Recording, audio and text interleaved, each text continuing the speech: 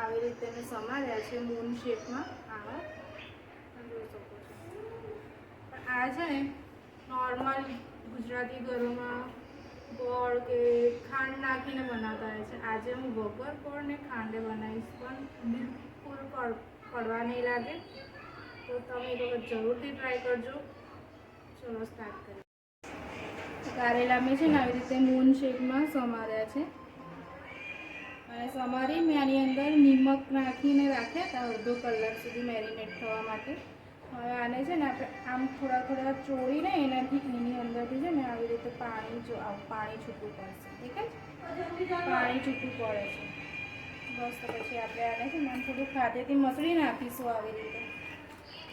એટલે છે ને એની અંદરની જે કંઈ પણ કડવાશ હશે ને બધી જ નીકળી જશે. ને આમાં તમારે ઉપરની જે છાલ છે છાલ નીકાળવાની જરૂર નહીં પડે ને કશું જ નહીં. બસ ધોઈને સમારી નાખવાના.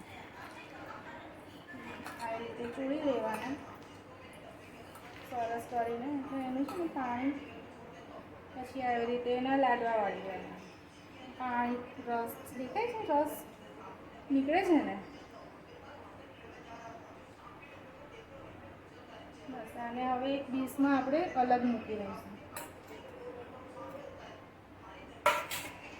બધા કારેલાને આપણે આવી રીતે રસ કાઢી લઈશું.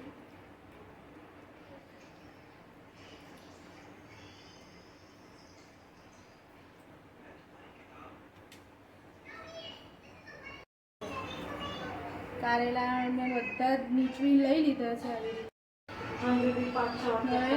આની અંદર આપણે લસણની કળીઓ, તમને વધારે લસણ ખાવાનું પસંદ હોય તો વધારે એડ કરી શકો છો. લસણની કળી. હવે આમાં છે ને આ કલોંજી છે, બ્લેક તલ આવે ને એ ટાઈપનું આપણે મસાલામાં યુઝ થાય એ કલોંજી.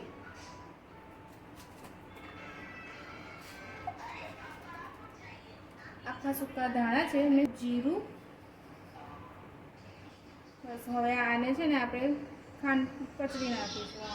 ખાંડ દસ્તાથી તમારે આની અંદર કાળા મરી નાખવા હોય તો નાખી શકો છો, પણ છે ને તીખું થઈ જાય એટલે છોકરાઓ ખાય નહીં. તો મેં આવા નથી સ્કીપ કરી છે, પણ તમે એડ કરી શકો છો.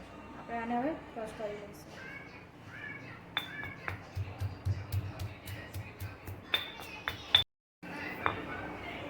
જો સરસ ખંડાઈ ગયું છે. હવે આને આપણે વઘાર માટે તેલ સાઈડ પર કરી લઈશું. આને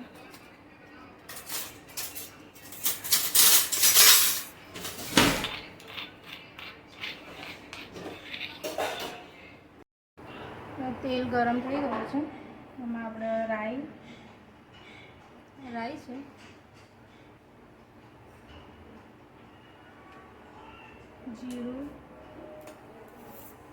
જીરુંનો વઘાર કરી એમાં આપણે જે મસાલો ખાંડ્યો હતો આ મસાલો એડ કરી દઈશું. લસણ,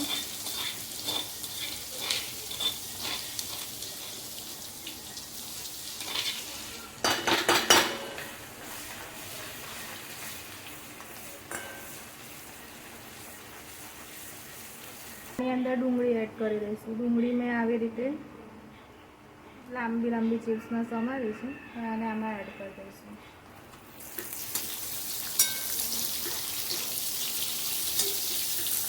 ડુંગળીને આ છે ને પાછી મતલબ બહુ વધારે ફ્રાય નથી કરવાની, થોડીક જ આમ રંગ એનો કલર ચેન્જ થાય ને ત્યાં સુધી જ બદલવાની છે બસ.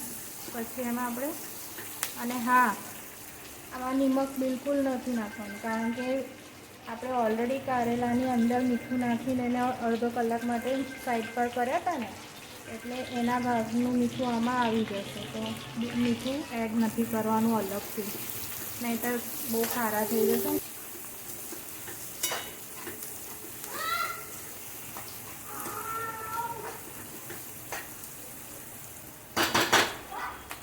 હવે કારેલા જે આપણે સમાર્યા હતા એ આમાં એડ કરી દઈશું. હળદર, ધાણા જીરું,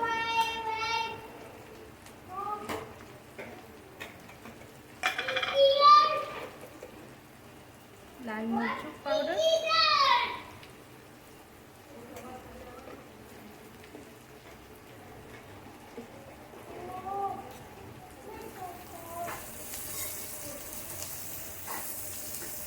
સરસ મિક્સ કરી દઈશું આને આપણે, અને એકદમ ધીમા તાપે ચડવા દેવાના ઢાંકીને એને. સરસ મિક્સ કરી દીધું છે ને, આને ઢાંકી દઈશું. ઢાંકીને 8 થી 10 મિનિટ માટે રહેવા દેવાનું. 10 મિનિટ થઈ ગઈ છે. આપણે શાક જોઈ લઈશું.